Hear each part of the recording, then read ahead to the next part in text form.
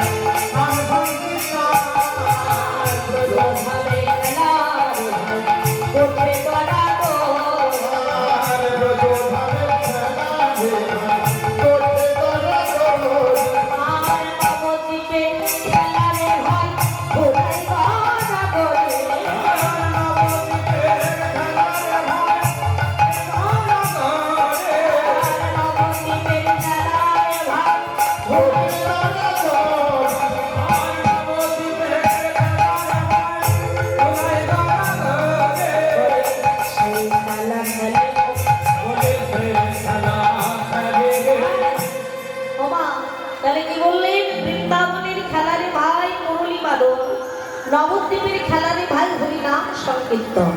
বৃন্দাবনে ভগবান মুরলী বাজাতো আর নবদ্বীপে সংকীর্তনের খেলা খেললেন খোল করো তালি। বৃন্দাবনের খেলারে ভাই কঠিতলা দড়ি, হ্যাঁ, কেউ রাখাল, কেউ রাজা, কেউ প্রজা, কানামাছি কত খেলেছিলেন ভগবান। আর নবদ্বীপের খেলা হচ্ছে হরিনামে করতে করতে হরিনাম সংকীর্তনে মাতোয়ারা হয়ে ধুলাই গড়াগড়ি। তবে খেলায় একই খেলা, একটু তারতম্য। তাই বৈষ্ণব কবি বলেন দেখো সেই খেলা খেলছে, কিন্তু আজকে নবদ্বীপে কোন খেলা বলে নামের খেলা খেলেছে।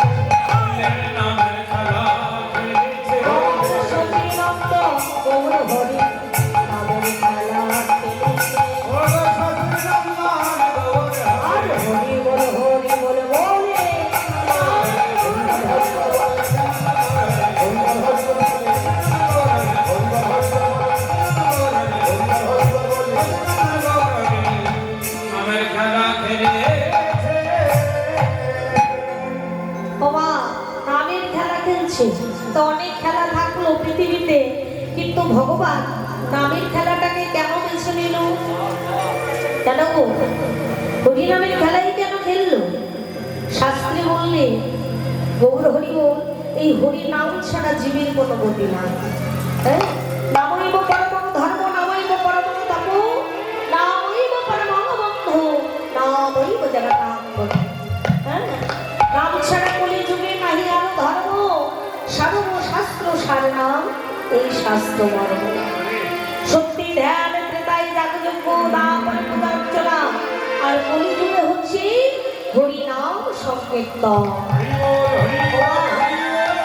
এই শাস্ত্রে বললেন অনার্পিত চরিতেছি করুণা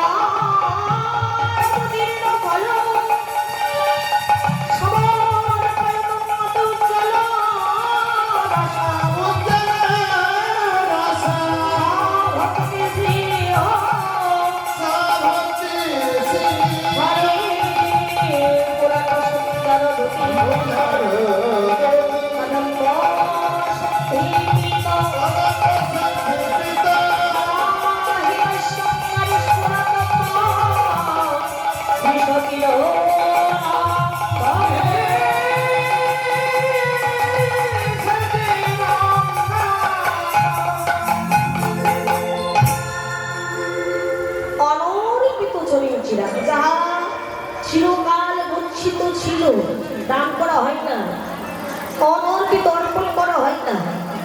হ্যাঁ, চরিচিরা চিরকাল গচ্ছিত ছিল। করুণায় অবতীর্ণ করো, করুণা করি অবতীর্ণ হয়ে কলিযুগে আজ মহাপ্রভু সভক্তি শ্রী অর্থাৎ নিজের ভক্তি উজ্জ্বল রসে রসালো প্রেম সম্পদ দান করলেন। কেন গো?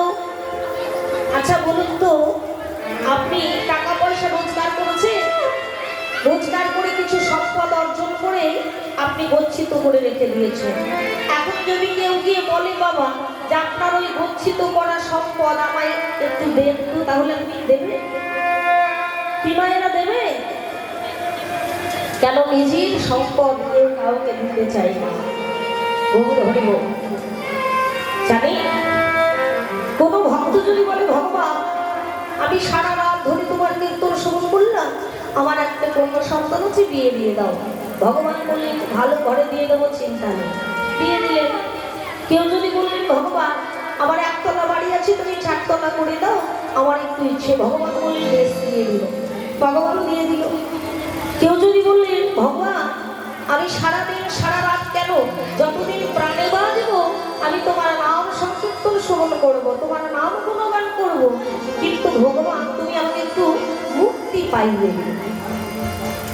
ভগবান বলে বাপ রে বাপ, এতক্ষণ মেয়ের বিয়ে চাইলে দিলাম, 4 তলা বাড়ি চাইলে দিলাম, এখন আবার বলছিস মুক্তি দাও। ভগবান বললেন ঠিক আছে দিয়ে দেবো, চিন্তা নেই। কারণ শাস্ত্রে বলেছেন কৃষ্ণ যদি তারই প্রভু ভক্তি মুক্তি দিয়া, ভক্তি কিন্তু নয়, ভক্তি মুক্তি দিয়া প্রেম কভু নাহি দেব প্রভু রাখেন লুকাইয়া। হ্যাঁ, মুক্তি দিবে, ভক্তি দিবে, কিন্তু ভক্তি প্রেম ভগবান দেবে না। সেই প্রেমটাকে ভগবান লুকিয়ে রেখেছে। কেউ যদি বলে ভগবান আমি সারা জন্ম ধরে তোমার সাধনা করব, তোমার নাম গুণগান করব, তুমি আমার তোমার যে প্রেম সম্পদ তুমি অর্জন করে রেখেছ, ওই প্রেম সম্পদ তুমি আমায় দান করো। ভগবান বললে ওটি হবে না বাছা, আমি সব দিতে পারবো, কিন্তু আমার যে প্রেম সম্পদ, যে আমার প্রেম ধন, ওটা আমি কাউকে দিতে পারবো না। কেন জানো? ওই আমি প্রেম সম্পদ আমার নিজের মানুষদের জন্য আমি তুলে রেখেছি। আমার যারা নিজের মানুষ, আমার যারা ঘরের মানুষ, তাহলে ভগবানের ঘরের মানুষ কারা, নিজের মানুষ কারা? আপনারা, আমরা বলি না। ভগবানের নিজের মানুষ হলো তারা যারা নিজের সুখকে জলাঞ্জলি দিয়ে কৃষ্ণের সুখে সুখী হয়েছে, যারা কৃষ্ণকে সদা সর্বদা সুখী করতে চায়, সুখে রাখে, নিজের কুলে জলাঞ্জলি দিয়ে যারা কৃষ্ণের কুলে কুলবতী হয়েছে, যারা দিবানিশি গোবিন্দের চরণে সর্বস্ব সঁপে দিয়ে হা কৃষ্ণ গোবিন্দ বলে যারা পথের কাঙাল হয়ে চরণে বেরিয়ে গেছে, যারা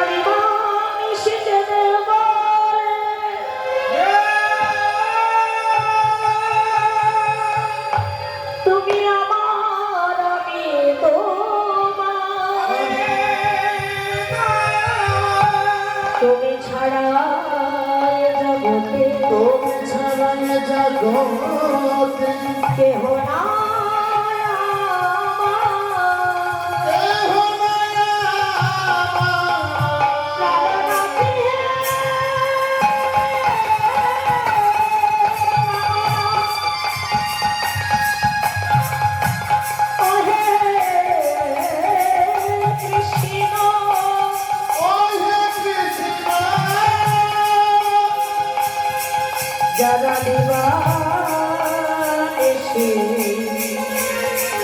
ভেসে গেল নয়নের জলে, নয়নের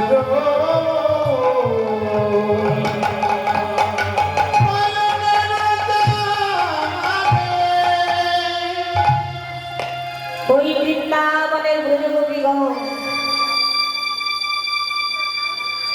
যারা আত্মসমর্পণ করে দিয়েছে কৃষ্ণের চরণে, তারাই ভগবানের নিজের মানুষ।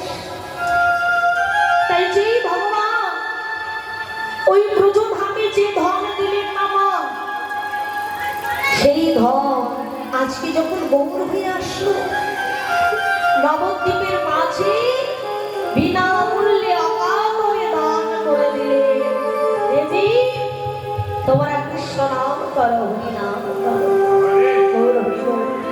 কৃষ্ণ নাম ছাড়া, হরি নাম ছাড়া তোমাদের আর কোনো গতি না।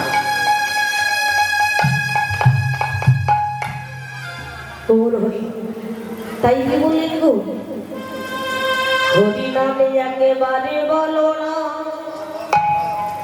কৃষ্ণ নামে একেবারে বলো না, এই হরি নাম জপ রবিরা, হরি নাম জীবনের সাধনা, হরি নাম একেবারে বলো না।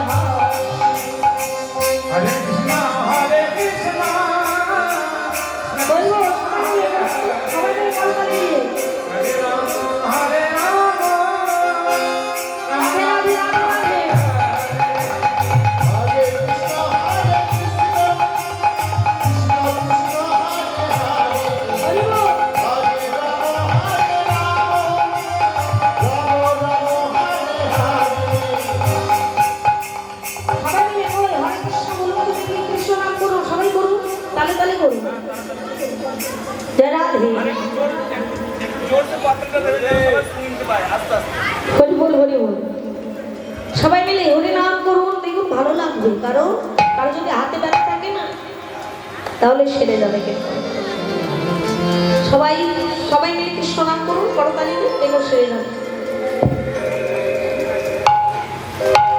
হরে কৃষ্ণ হরে কৃষ্ণ কৃষ্ণ কৃষ্ণ হরে হরে হরে রাম হরে রাম রাম রাম হরে হরে হরে কৃষ্ণ হরে কৃষ্ণ কৃষ্ণ হরে হরে হরে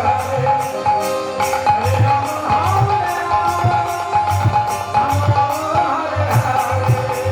হরি নামে একেবারে বলে কৃষ্ণ নামে একেবারে বলো, এই হরি নাম প্রয়োগে নাম হরি নাম জীবনের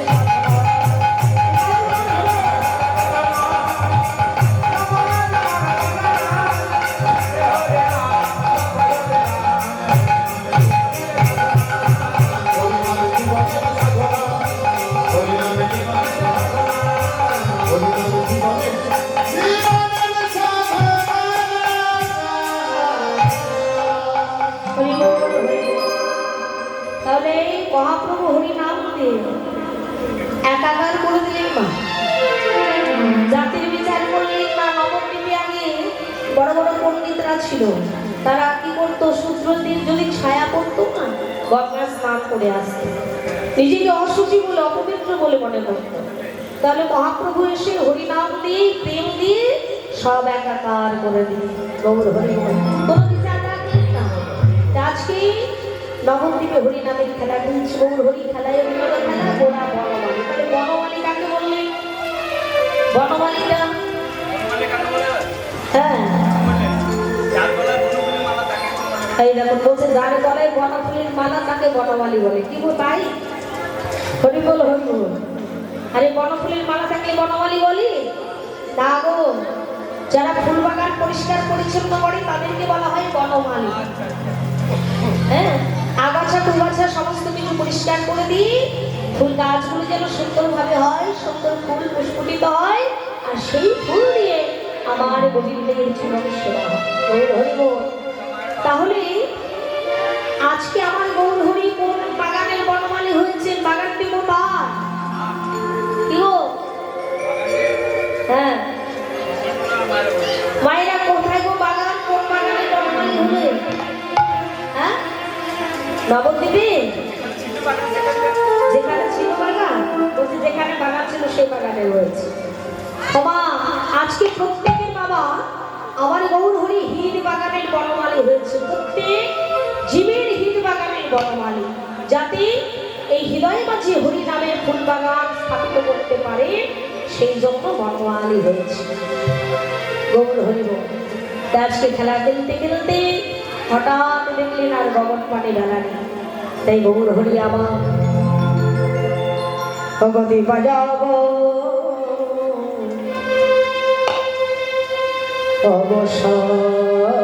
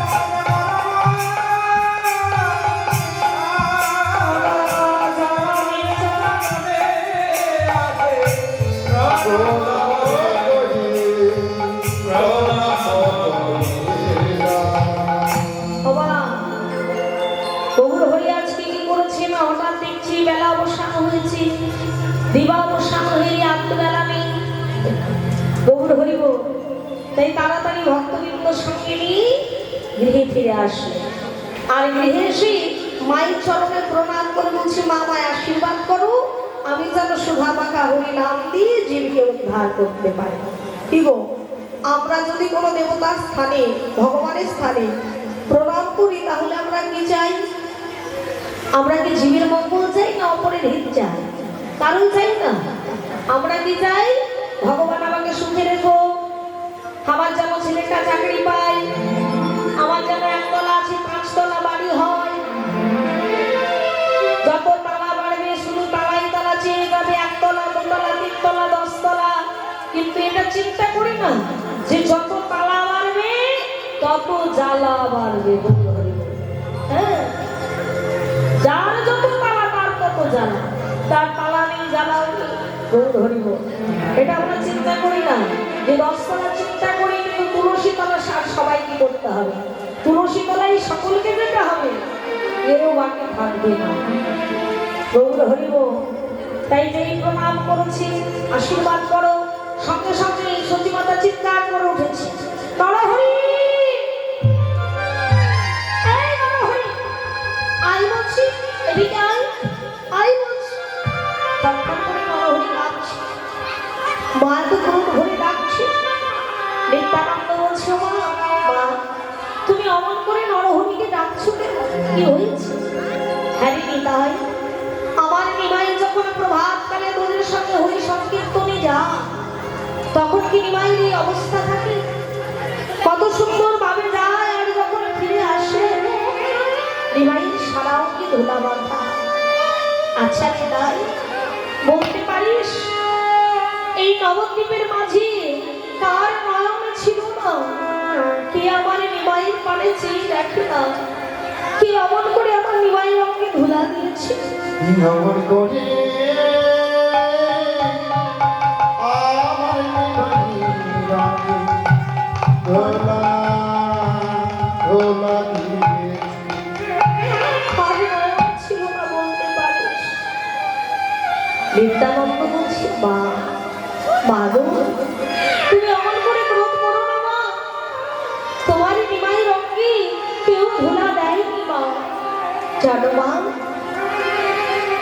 তোমার নিমাই যখন আমাদের সঙ্গে হরি সংকীর্তনে মাতোয়ারা হয়ে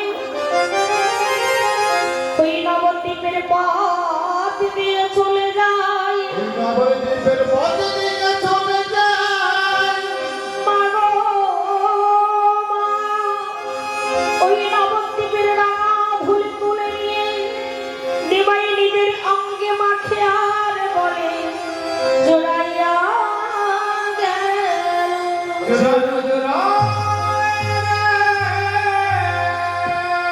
শুধু তাই নয় মা গো,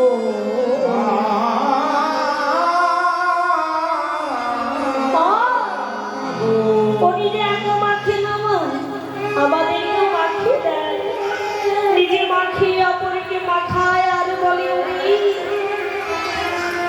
তোরা ধুলি মা, এ ধুলি নয়, এটা কি জানিস? তবু ধুলি নয়, ধুলি নয়, গোপী পদরে নয়, গোপী পদরে যে ধুলা মেখেছিল নন্দের বেটা কালো, নন্দের বেটা কালো। বলে ধুলা মেঘে তাপিত হৃদয় শীতল করে নি। মা বলছে, আর কাল থেকে তোদের সঙ্গে আমি আমার নিমাইকে আর যেতে দেব না হরি সংকীর্তনে, আমি আমারই ঘরে রেখে দেব। মা, সংকীর্তন ছাড়া যে নিমাই থাকতে পারবে না, কি করবে? আমি কি করবো জানিস? তবে শোভনে নিতাম, এই আমতাহারার বাজার থেকে আমি আমার নিমাইকে খুলে বড় তাল কিনে নেবো। আমার নিমাই কি করবে জানিস? বলে ঘরে বসে নামে পড়ে,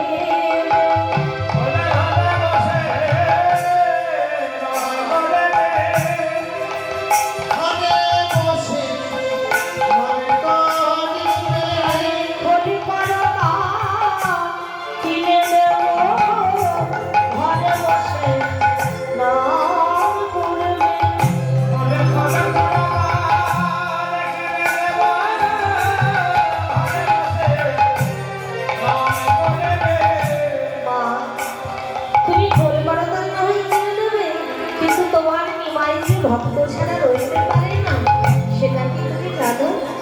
মা চুপচাপ হয়ে গেল। নিমাইয়ের সর্বাঙ্গের ধোলা ঝেড়ে দিচ্ছে। আর এমন সময় বৈষ্ণব কবি এক পাশে দাঁড়িয়ে বললেন, যিনি পদ্মটি রচনা করেছে তিনার নাম হচ্ছে রাধা দাস ঠাকুর। গৌর হরি বল। যিনি এক পাশে দাঁড়িয়ে বলছে, পাগল তুমি নিমাইয়ের সর্বাঙ্গের ধোলা ঝেড়ে দিল মা, কিন্তু আমার বহুদিনের মনের বাসনা মা নিমাইয়ের চরণ দুটি রেখো মা।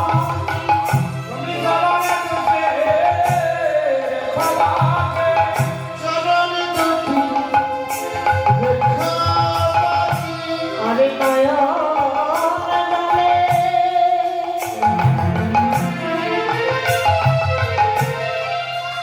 চরণ ধোয়াইয়া দেবো।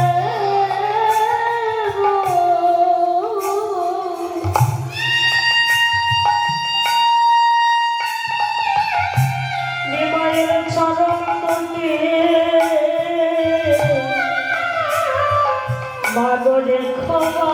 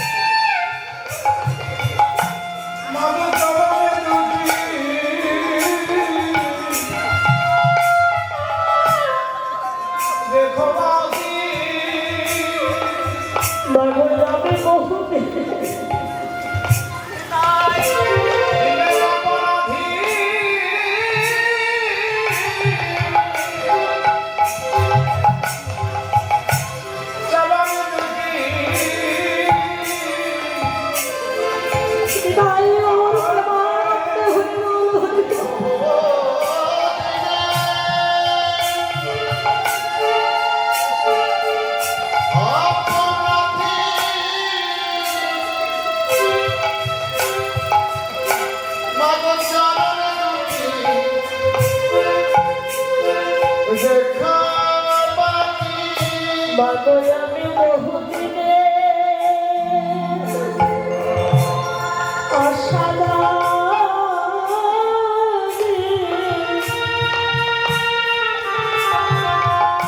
নিমাইয়ের চরণ দুটি তুমি রেখো মা।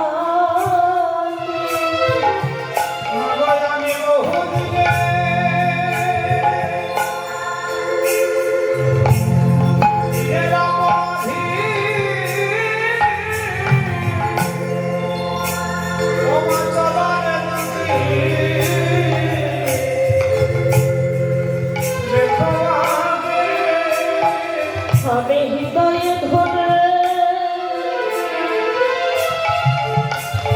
আমি ধোয়াই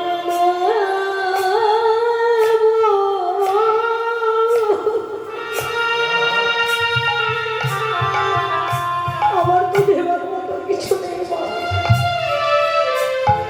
আমি যে তোমার নিমাইকে দেবো, দেওয়ার মতো কিছু নেই। খবরে নয় মেরেছ আছে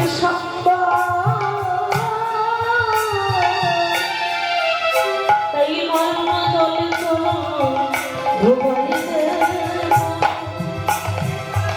আমার নয়ন জলের সাথে আছে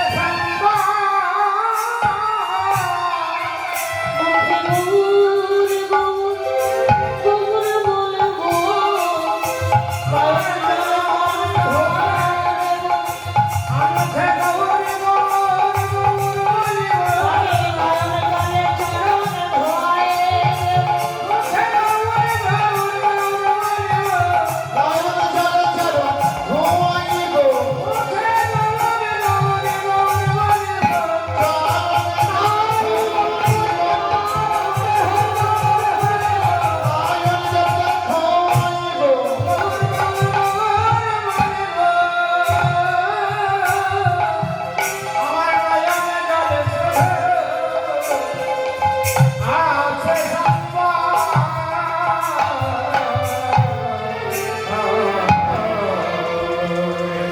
তাই রাধা মোহন প্রেম গদ গদ ভাস ধুলয় ধূসর অঙ্গ গদ গদ ভাস এ রাধা মোহন পদ কর তো হে আস করতহি